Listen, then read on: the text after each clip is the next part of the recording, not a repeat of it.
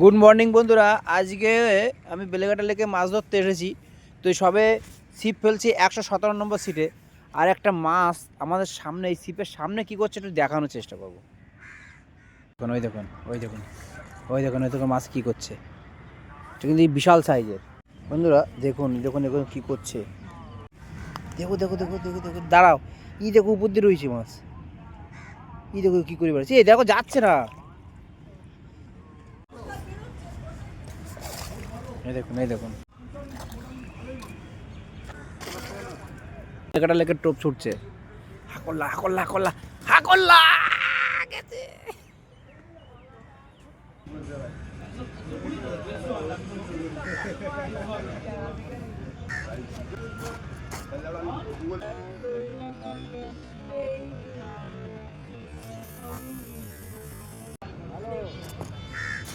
নমস্কার বন্ধুরা, আজকে বেলেঘাটা লেকে বসেছি 11ই ফেব্রুয়ারি 2026।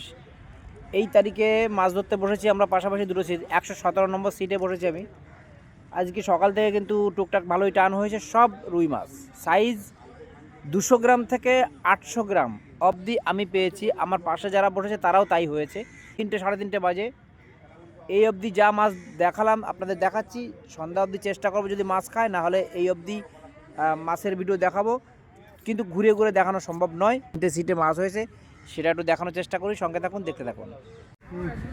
তো বন্ধুরা চলুন তো দেখে এসে আজকে কী মাছ ধরলাম বেলেঘাটা। দেখুন কুচো কাঁচা মাছ, 3 3 6 2 8টা।